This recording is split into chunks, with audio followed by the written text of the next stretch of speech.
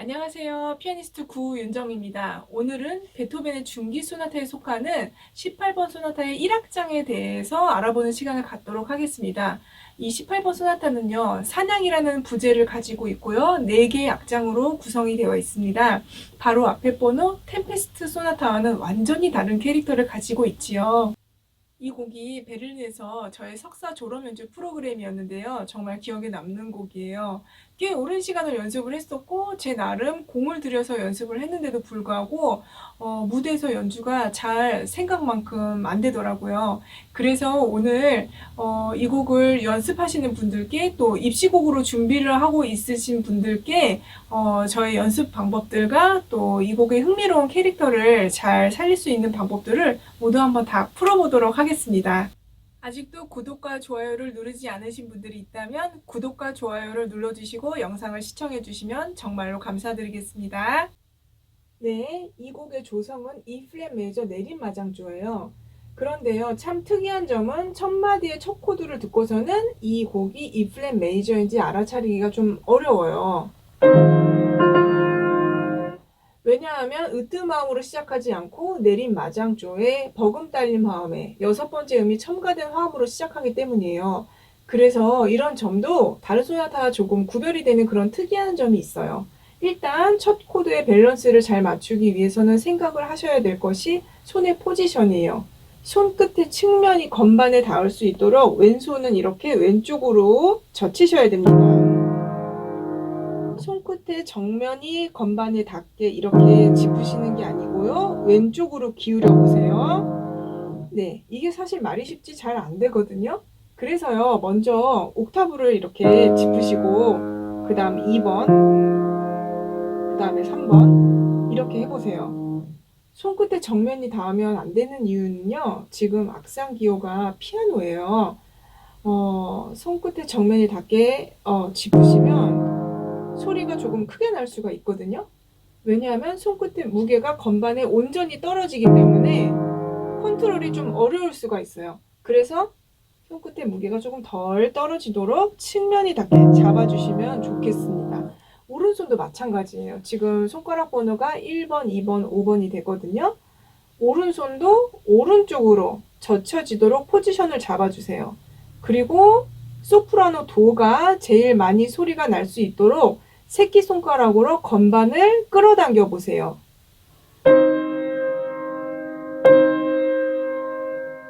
그냥 이렇게 짚지 마시고요. 끌어당겨서 소리를 내다 보면 테누토의 효과도 보실 수 있어요. 그 다음에 이 붓점 리듬 파파, 이게 진짜 또 까다롭죠. 제가 정말 애먹었던 부분이거든요. 이 모티브가 또 여러 번 나오잖아요. 나올 때마다 심장이 두근두근 했던 부분입니다. 저희 교수님께서 어느 정도로 말씀을 하셨었냐면 이 모티브만 잘 쳐도 이 곡의 80%는 완성한 거다 이러셨어요. 그 정도로 한결같이 붓점 리듬이 자연스럽게 노래가 되고 연타가 일정하게 되는 것이 어려운데요. 방법이 있습니다. 제가 지금 아주 천천히 쳐보겠습니다. 오른손의 손목의 움직임에 주목해 주세요. 어떤 움직임이 있는지.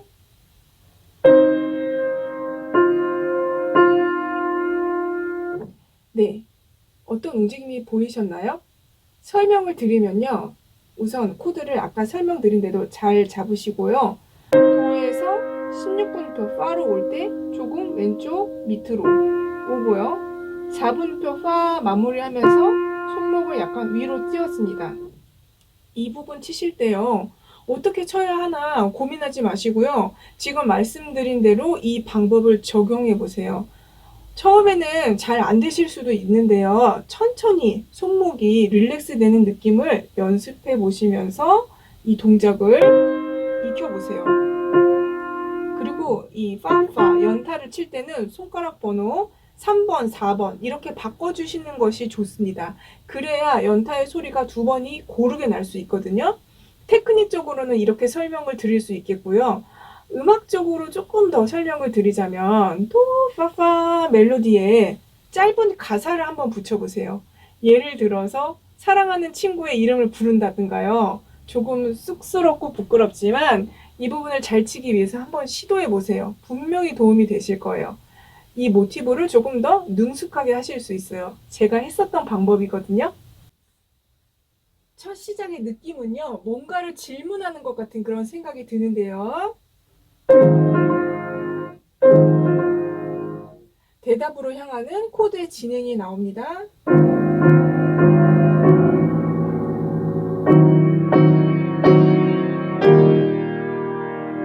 이 프레이즈가요, 곡 전체에 걸쳐서 거의 7번에서 8번 정도가 나와요. 아주 자주 등장을 하는데요.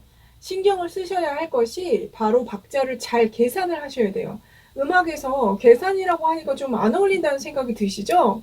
그런데요, 정말 박자를 정확하게 또 타이밍을 자연스럽게 만들기 위해서는 계산을 꼭 하셔야 됩니다. 정말 중요한 내용이에요. 지금 보시면 세 번째 마디부터 여섯 번째 마디까지 리타르단도가 있어요. 리타르단도의 정확한 의미가 점점 서서히 느려지듯이잖아요. 네 마디를 잘 세분화하셔서 리타르단도를 하셔야 돼요. 그래서 저는 이렇게 박자를 세시기를 권해드려요. 4분음표 3개로 세지 마시고 8분음표 6개로 박자를 세보세요. 그리고 세 번째 마디부터 리타르단도가 시작인데 여기서부터 느려지시면 진짜 안 돼요. 세 번째 마디는 거의 인템포로 치세요. 그리고 네 번째 마디 점 2분음표 코드에서부터 6개의 8분음표로 박자를 세시면서 조금씩 느려져 보세요.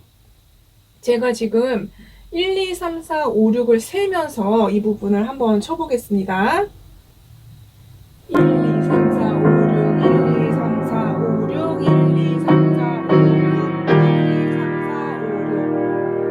5, 6. 네, 이렇게 하셔야 자연스러운 리타르단도의 흐름이 만들어져요. 이것을 아주 이성적으로 생각을 하시고 박자를 세셔야 돼요. 이걸 생각을 안 하시면 세 번째 마디부터 벌써 느린 템포로 치게 돼요. 그러면 그 다음 마디들을 더 느려지기가 힘들게 되죠. 도입부의 타이밍은 정말 중요합니다. 이것을 잘하는 학생이 별로 없어요. 저도 잘 못했었어요. 그래서 제가 첫 마디부터 여섯 번째 마디까지 한번 쳐보겠습니다.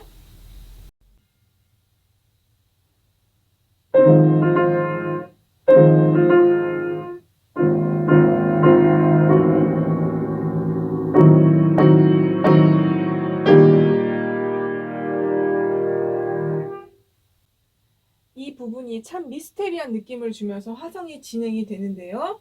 왼손의 베이스와 오른손의 소프라노 성부가 반음씩 올라갑니다. 예, 네 번째 마디에서 감칠화음이 나오게 되는데요. 이 감칠화음은 아주 불안한 느낌을 주는 코드예요. 그 긴장감을 느끼시고 여섯 번째 마디가 으뜸화음의 4,6화음으로 도착을 하게 됩니다. 이제 질문에 대한 대답이 나오게 되는데요. 이 부분이 참 재미있어요. 앞에 코드 진행은 아주 긴장감 있고 어둡고 불안한 느낌을 줬는데요. 이 일곱 번째 마디의 대답은 이 소나타의 캐릭터처럼 유머러스하면서 반전의 느낌을 줍니다. 네, 드디어 여덟 번째 마디에서 으뜸화음인 E 플랫 메저 코드로 돌아옵니다. 마치 방황을 하다가 집에 돌아온 느낌이 들죠. 그리고 세디단 음표로 쭉 올라가는데요. 예, 여기서 많은 크레센도는 하지 마세요. 피아노를 유지하시고 선율이 올라가고 있다는 느낌만 가지고 치세요. 이 부분은 처음부터 스타카토로 치지 마시고 레가토로 노래하는 연습부터 하시길 바랍니다.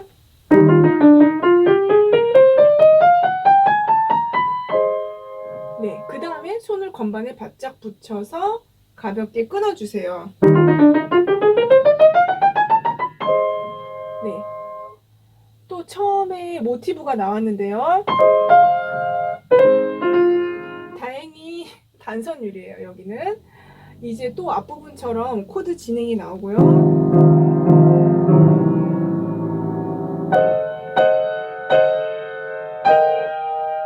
여기 마지막 코드의 윗소리를 조금 더 명확하게 살려주세요. 네, 여기부터 이제 본격적으로 곡이 시작이 됩니다.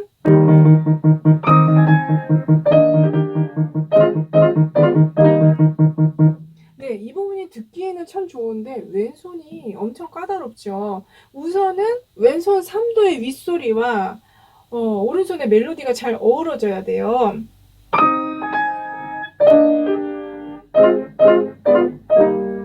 네. 그러면서 왼손의 연타가 6번이 정말 고르게 나야 됩니다. 근데 그게 말처럼 쉽지가 않죠. 정말 이 부분 또한 제가 좌절을 많이 했던 부분이에요. 왼손이 3도를 마디 끝까지 잡은 채로 새끼손가락이 연타 6번을 고르게 쳐야 하는 어려움이 있어요. 우선은 윗소리가 잘 나도록 코드를 짚는 법부터 보여드릴게요. 손의 포지션에 주목을 해주세요.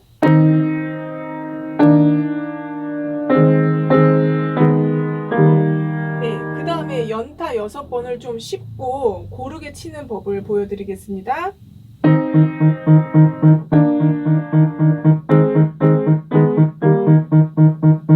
연타 6번을 치면서 손목이 점점 올라가는 것을 보셨을 거예요. 네, 왜 이렇게 해야 되냐면요. 손목의 높이를 조절하지 않은 채로 제자리에서 친다면 소리가 고르게 나지 않을 확률이 높아요. 특히 새끼손가락이 약한 경우는 더 그렇거든요. 그래서 연습을 하실 때에 6개의 8분음표를 치면서 손목을 점점 올려보세요. 그러면서 새끼손가락의 움직임을 액티브하게 하시면서 연습을 해보세요.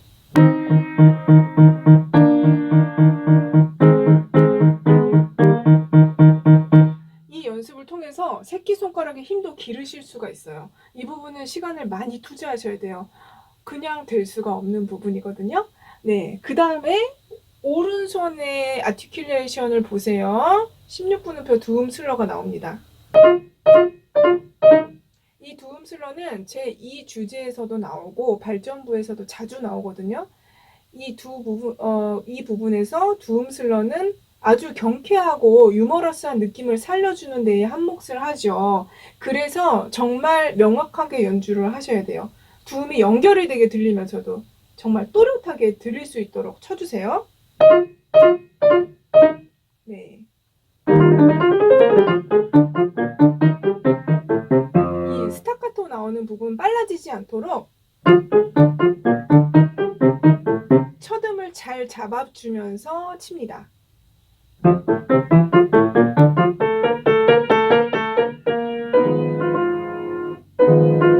네, 마이너 화성이 나오지요. 음색의 변화를 주기 위해서 왼쪽 페달을 아주 얕게 쓰셔도 괜찮을 것 같다는 생각을 합니다. 안 쓰시면 더 좋지요. 네, 이 모티브 치는 방법 기억나시죠?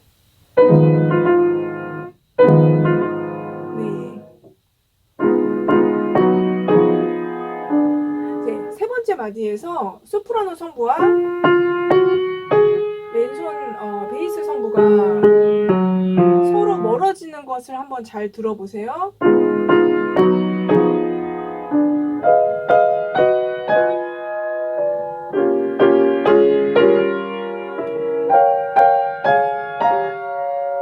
여기서 무언가 또 한 번의 반전이 나올 것 같은 그런 느낌이 드는데요. 더 이상 마이너로 진행이 되지 않고 제2주제로 향하는 짧은 연결구가 나옵니다.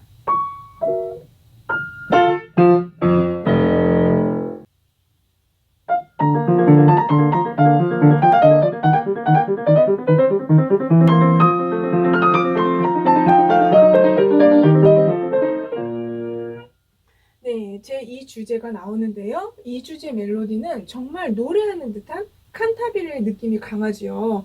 부드럽게 노래를 잘 해주세요. 그리고 이 두음슬러가 나오는데요. 앞에서 제가 말씀드렸듯이 경쾌하고 유머러스한 캐릭터로 연주해주세요. 네, 그 다음에 이 부분은 정말 레가토로 손끝으로 건반을 끌어당겨서 노래를 잘 하셔야 돼요.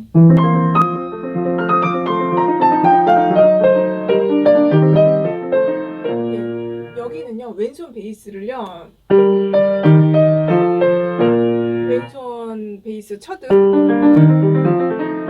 16분 음표보다 조금만 더 길게 눌러주세요. 그래야 오른손 멜로디와의 하모니가 더 잘 어우러져요. 페달을 쓰셔도 음표 자체를 조금만 길게 눌러주세요. 네, 그 다음에 이제 여기가 오른손이 바쁘죠. 그런데 여기를요, 4분음표 길이 안에 12음을 정확하게 넣어야 한다는 생각을 조금 접어두시고 12단 음표가 선율로 들릴 수 있도록 쳐주시면 좋겠습니다. 그게 더 중요해요. 사실은 이 부분이 현실적으로 4분음표 길이 안에 다 치기도 어렵고요. 다 친다고 해도 전혀 음악적으로 들리지가 않게 되기 때문에 제가 이렇게 말씀을 드리는 거예요. 물론 어느 정도 빨리는 치셔야 되죠. 그렇지만 그 부분만 확 돌아간다는 느낌이 들지 않게만 쳐주시면 자연스러운 흐름이 될 것 같아요. 그리고 레를 향해서 간다는 방향을 조금 생각하시면 손가락이 덜 꼬여요. 예, 이 부분을 고르면서도 어떤 아름다운 쉐입이 만들어지도록 설명을 드렸습니다. 그 다음에 다시 16분표 4개로 다시 돌아와서 박자를 세셔야 돼요.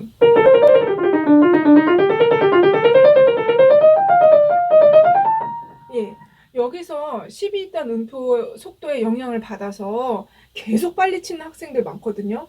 이렇게 되지 않으려면 항상 마음속으로 4분의 3박자를 지휘하셔야 됩니다. 기본 골격이 흔들리게 되면 정말 안 되는 거거든요.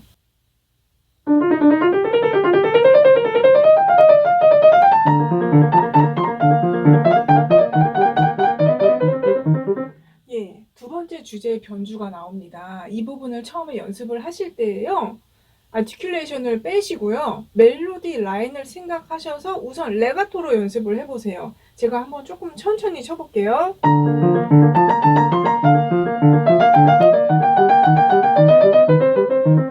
네, 그런 다음에 손목에 다운 앤 업의 동작을 연습해 보세요.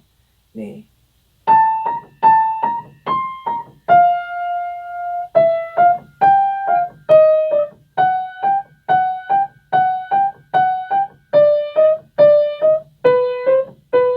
예, 천천히 하시면서 조금씩 템포를 올려보세요.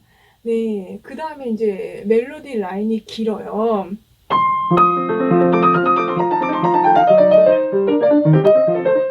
예, 이 파와 레에서 손목 로테이션을 조금 하시면요, 16분음표 패시지를 뭉개지지 않고 칠 수가 있습니다. 네, 그 다음에 오른손이 3번이 엇박으로 나와요. 여기를 왼손 베이스음을 잘 내주시면 훨씬 리듬감 있게 들리거든요. 네, 이렇게 쳐주시면 좋겠습니다. 네. 예, 이 부분 이제 2번 나올 때요, 조금 올라가면서 디미넨드를 해주세요. 그 다음에 이제 여기를 작게 시작을 하셔서 프레이즈를 길게 보고 가세요. 여기도요, 크레센도를 잘 계산하면서 치셔야 돼요. 점차적으로 크레센도 하시는 것이 중요합니다. 3번의 스포르짠도도 점차적으로 더 세게 쳐주세요. 네, 그리고 이제 여기 3마디의 16분음표 패시지 정말 어렵죠. 제가 참고하시라고 제 손가락 번호를 적어 드릴게요. 이 부분이 잘 안 되시는 분들은 제 번호를 한번 따라해 보셔도 좋을 것 같아요. 이 부분이요, 항상 마디의 첫음이 어떤 게이름인지 알고 가셔야 무너지지 않고 칠 수가 있어요. 여기가 생각보다 어렵거든요. 제가 지금 말씀드린 내용을 잘 숙지를 하시고 쳐보세요. 그리고 첫음에 페달을 살짝 밟아주시는 것도 좋아요.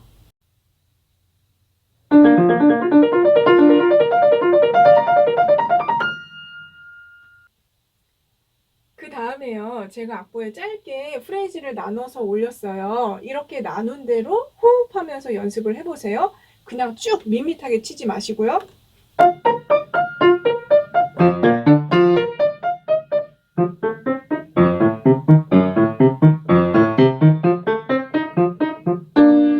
네, 그 다음에